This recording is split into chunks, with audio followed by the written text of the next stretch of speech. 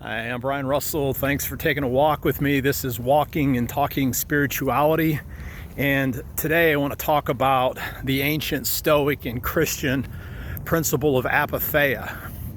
It's where we get the modern word apathy or apathetic from, but that is a really bad definition of what apatheia is really all about.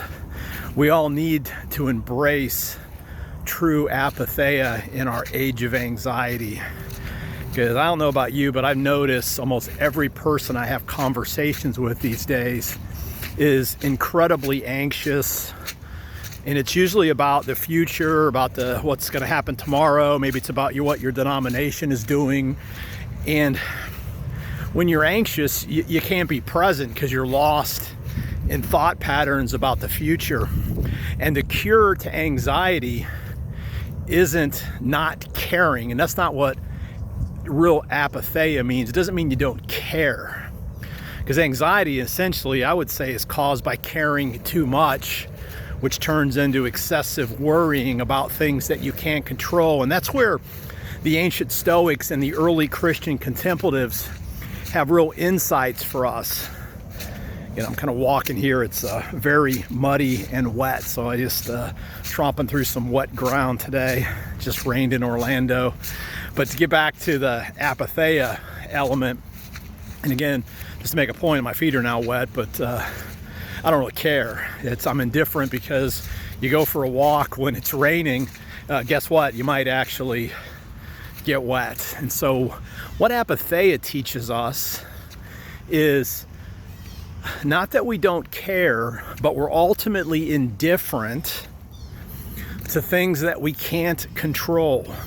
That doesn't mean and indifference doesn't mean not caring, and it doesn't mean we don't have different preferences, but we recognize in advance our lack of control. And this is where the Christian perspective can come in, because we're not just Stoics that we're going to decide, which way to go, and then if something goes wrong, there's nothing you can do about it. As Christians, what do you do in the face of uncertainty?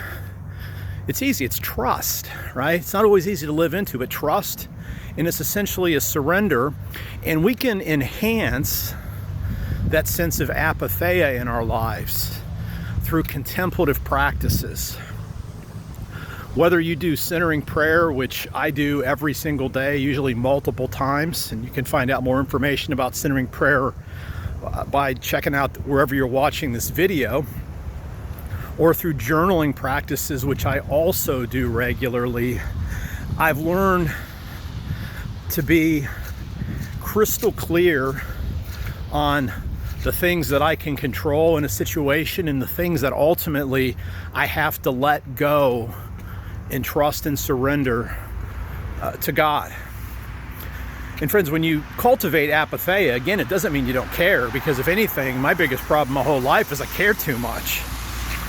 But we learn to channel what we really care about on things that we can actually control, which for me ultimately is my relationship with God. And it's how I'm able to then extend the love that God has for me to others, while recognizing that I have to be indifferent to the responses because I can't control those things.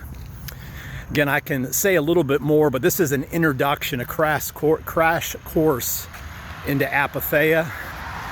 If you'd like to know a little bit more, I'd be happy to have a conversation with you. Until next time, live by faith, be known by love, be a voice of hope to others, and maybe take the ultimate apatheia attitude, which I learned from Dr. Tuttle. Show up, pay attention. God's got way more invested in this than you do.